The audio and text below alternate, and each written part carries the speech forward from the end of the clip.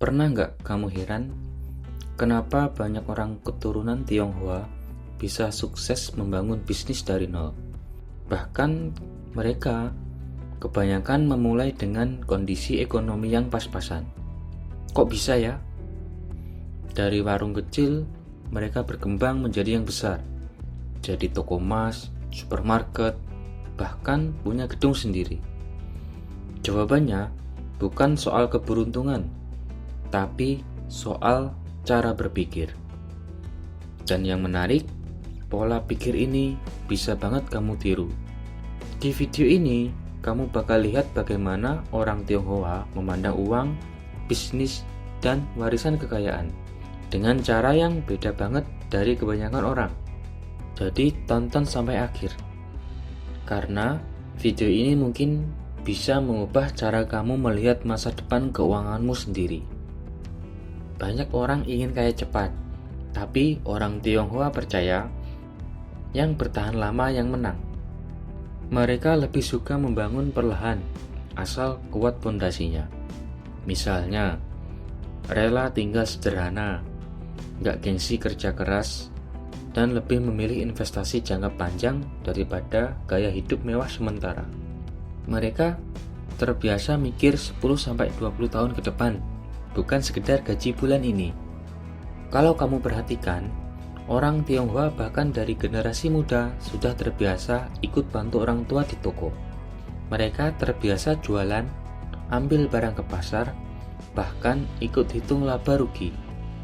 Mindsetnya begini, lebih baik usaha kecil milik sendiri daripada kerja besar tapi milik orang lain. Itu kenapa mereka cenderung dorong anak untuk membangun usaha sedini mungkin, karena bisnis sama dengan kontrol atas nasib sendiri. Dalam filosofi mereka, uang gak boleh cuma diam. Tabungan yang numpuk dianggap mati, harus diputar.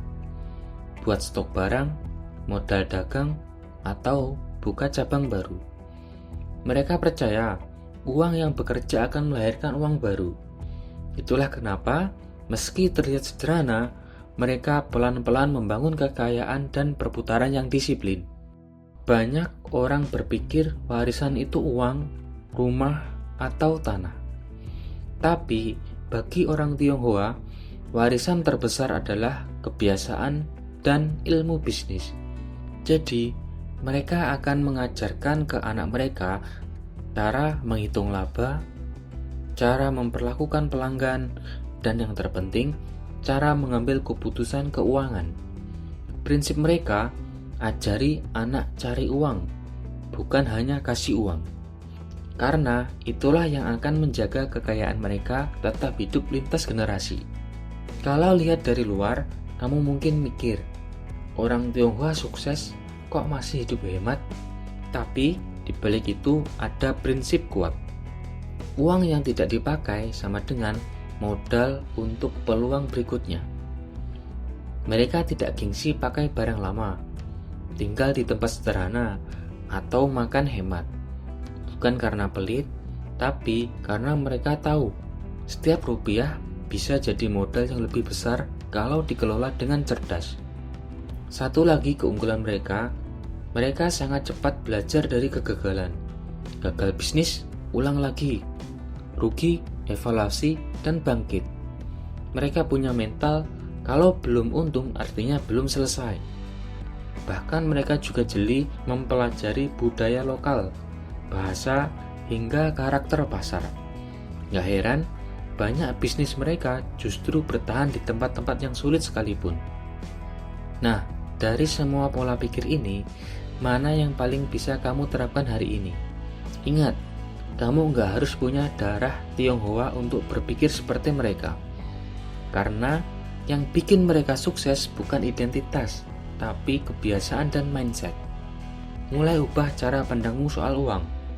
Bangun usaha meski kecil, investasikan uang, bukan dihabiskan.